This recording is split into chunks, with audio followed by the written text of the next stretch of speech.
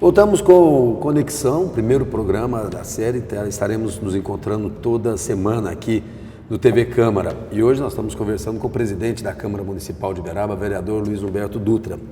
Vereador, conhecemos um pouco da sua história, um pouco da sua vida. Agora vamos saber um pouco do que o senhor pensa.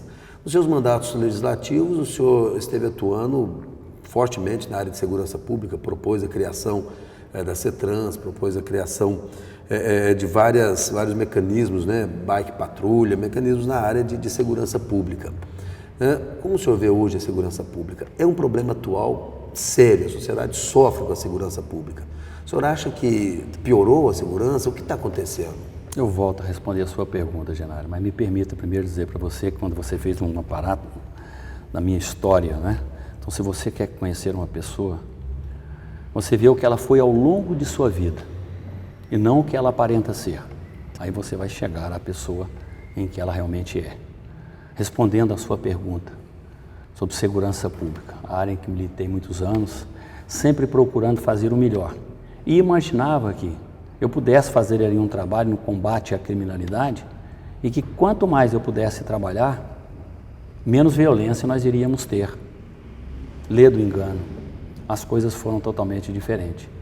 Quando eu tirava os meus plantões na delegacia, quando ainda escrivão, tirava ele em casa, porque não tinha nada praticamente a fazer numa delegacia ali, a não ser um caso ou outro esporádico que pudesse acontecer num final de semana. Isso lá pelos idos dos anos 80. Mas não foi bem assim. A cidade foi crescendo, o comportamento social também foi mudando. Diria para você que a cultura que o brasileiro tem hoje, ela tomou outros caminhos. Precisaríamos de investir muito mais no setor de educação. Precisávamos de ter uma melhor conscientização da população, uma melhor distribuição de renda. Mostrar para as pessoas que viver e estar nesse mundo é uma maneira de aproveitar a bênção que o Criador nos deu, de aqui estarmos para podermos usufruir de todas essas belezas que a natureza nos oferece, mas o mundo está muito conturbado, principalmente com relação às coisas e os bens materiais, quando então a ganância pelo poder a qualquer preço e a qualquer custo, quando se vê também as pessoas às vezes querendo ser e sobressair de maneiras truncadas e avessas, como é o caso, que às vezes os próprios meios de comunicação dão muita ênfase, quando há aqueles marginais, os traficantes, aqueles latrocidas, que às vezes têm muito mais holofotes do que às vezes as próprias vítimas. Isso é errado.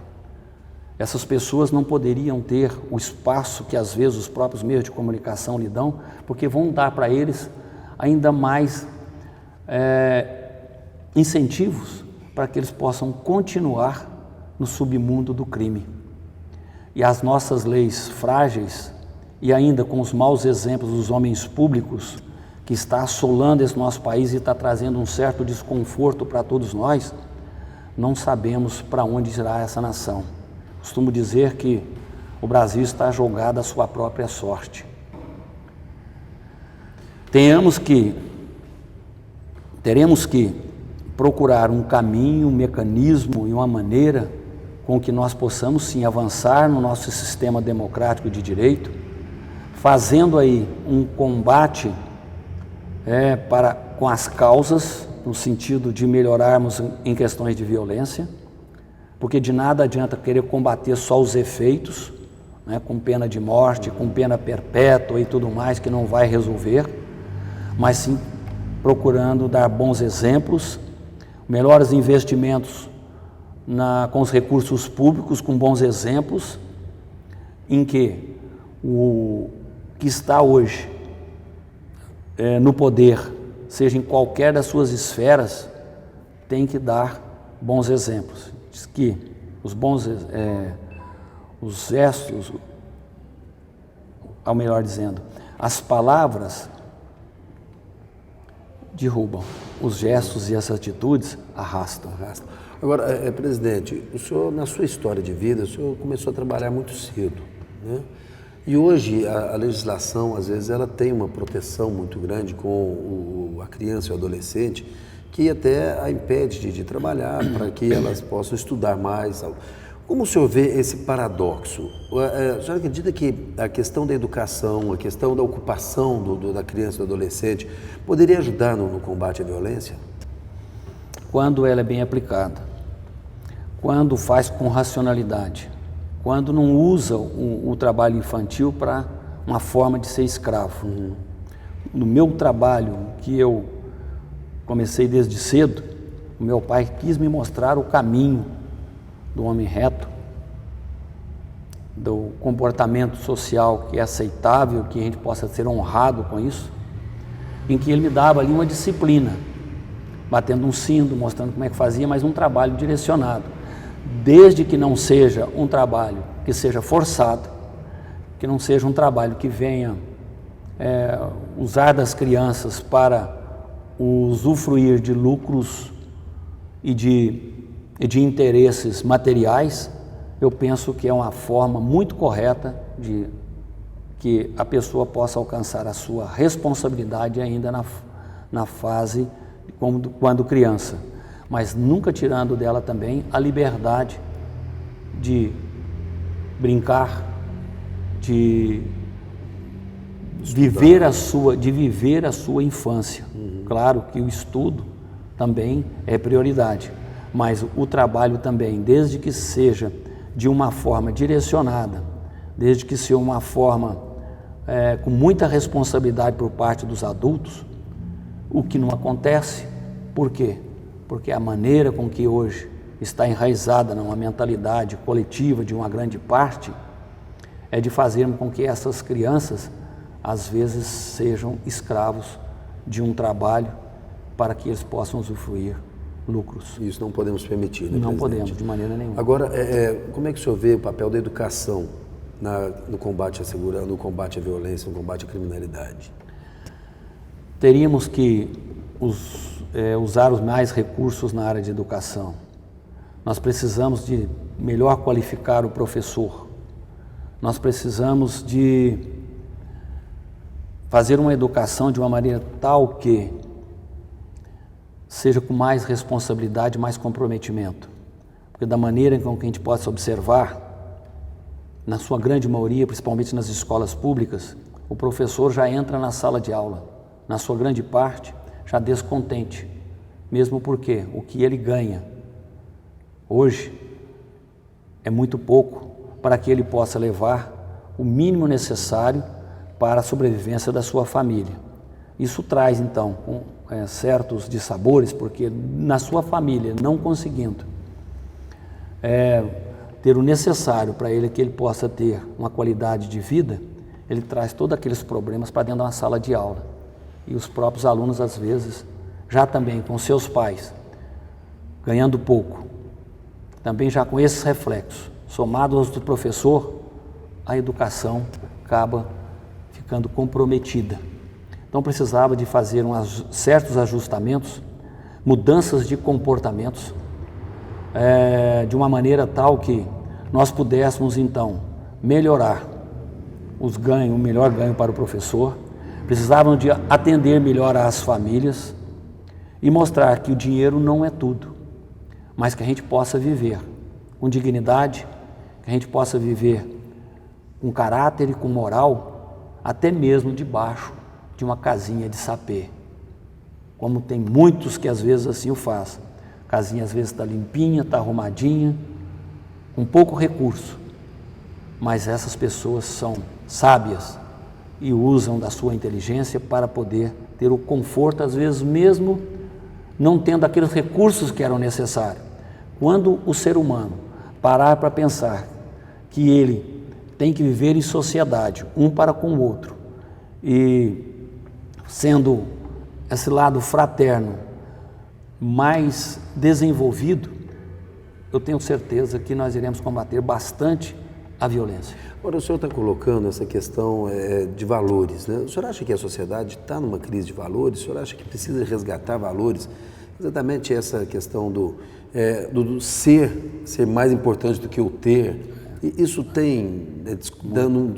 dando um descompasso aí na sociedade? E muito. Pelo menos daquele berço que eu fui criado, né?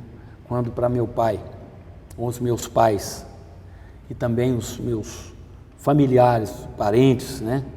Para eles era uma honra, era um mérito ter palavra, ter dignidade, poder falar o seu nome em alto e bom som e todos pudessem respeitá-los, mesmo sabendo dos sacrifícios, das dificuldades com que eles viviam, mas para eles o nome era tudo. Meu pai sempre me dizia que o homem que deixa se vender não vale o preço que lhe é pago. Então você vê que é muito importante isso. Ou seja, a pessoa não vale uma nota, não vale um dinheiro, né? Vale muito mais do que ela é. Muito mais do que ela é. Isso é fato. As pessoas mais antigas eram muito sábias, né, presidente? Agora, presidente, como o senhor vê a estrutura da segurança pública hoje? A Polícia Militar, a Polícia Civil hoje tem um trabalho integrado, mas ainda a sociedade clama por mais segurança. O senhor acha que falta gente, falta investimento, falta recurso? O que o senhor pensa sobre isso? Falta muita coisa, né? Falta muita coisa. Tentaram mudar muito aí a questão dessa incorporação entre as duas instituições. Eu acho que é válido, sim, né? Sempre defendi esta incorporação entre as duas instituições, né? Mas nós precisamos de ter alguns certos mecanismos que não podemos deixar de lado. Quando criaram-se as RISPs, né, que é a regional, e também as AISPs, né, descentralizou-se as delegacias especializadas. Eu tive recentemente com o Dr. Ramon, o Dr. Francisco, que trabalham, né, diretamente na delegacia regional aqui de Uberaba, né, como chefe de departamento e também chefe da regional, respectivamente. Eu dizia a eles que nós precisávamos de voltar às delegacias especializadas. Porque na época em que eu trabalhava, e que trabalhei também na delegacia de homicídios, eu trabalhei na delegacia de furtos e roubos, trabalhei na delegacia de falsificações e defraudações, todas elas. Quando você se especializa um corpo técnico para trabalhar, fica mais fácil de identificar os meliantes, os modos operantes com que eles trabalham.